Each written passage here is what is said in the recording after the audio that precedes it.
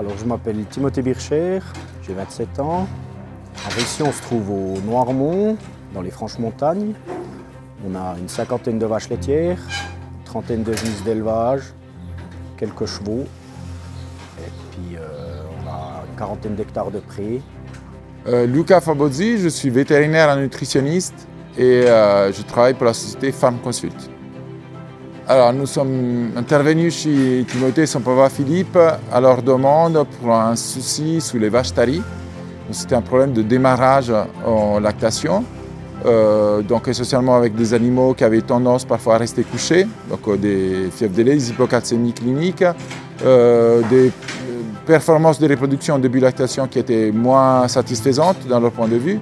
On a dû s'occuper de la phase de tarissement, qui chez lui, comme chez tous les autres élevages, reste une phase clé. C'est même la pièce maîtresse en fait, de l'élevage laitier. C'est intéresser des taris, ce qu'il y a de plus rentable en fait, en élevage laitier.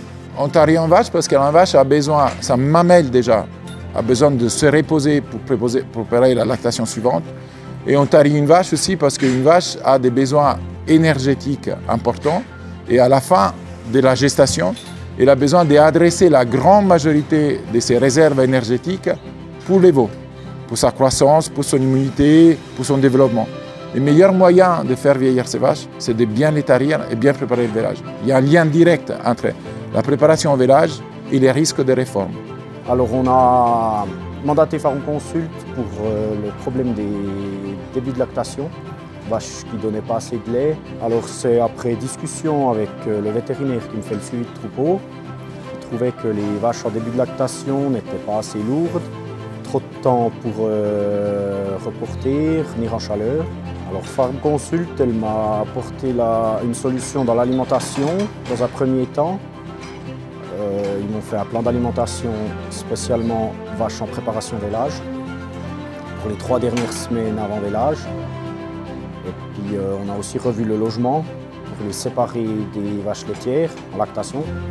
Pour les vaches taries, ce qui est très important, c'est la partie nutritionnelle et la partie logement. Pour la partie logement, c'est le confort qui prime. Et puis la partie nutritionnelle. Sur la partie nutritionnelle, ce qu'il faut considérer qu'à partir du moment où on tarie une vache, il y a énormément de changements physiologiques qui se créent. Une vache laitière mange en fonction de sa production. À partir du moment où elle est tarie, son appétit se réduit fortement. Et par contre, vers la fin des tarissements, on a des besoins qui sont très importants en termes d'énergie, des minéraux, des protéines, parce qu'on prépare la naissance du veau, on prépare la montée du colostrum, on prépare la montée du lait. On a besoin de densifier la ration parce que l'ingestion n'est pas là, les vaches n'ont pas faim, ont moins de faim, et par contre on a des besoins en face. Et c'est ça l'art du tarissement, de la nutrition d'une vache tarie, c'est savoir jongler avec tout ça, et notamment avec les apports énergétiques, protéiques et minéraux. Sur la partie nutritionnelle, on a regardé les fondamentaux. On a travaillé ensemble sur l'ingestion, faire en sorte que les vaches aient une ration appétante pour qu'elles puissent ingérer. On a regardé les apports protéiques et puis on s'est beaucoup concentré sur l'apport minéraux. Donc c'est les 2 points qu'on a dû corriger les plus. On a utilisé un capteur de phosphore parce que les apports de phosphore étaient trop élevés et surtout on a voulu faire avec les fourrages de base. On a gardé en tête de simplifier la ration, de ne pas tout changer. On a pu améliorer les apports en magnésium et les résultats sont là. Alors aujourd'hui, on a des vaches en début de lactation qui donnent plus de lait qu'avant. Le pic de lactation monte plus haut et plus vite.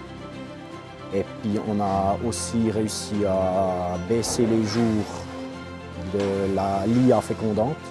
Et puis on a baissé la moyenne des jours en lait. On dépassait les 250 jours. Puis aujourd'hui, on est descendu en dessous des 200.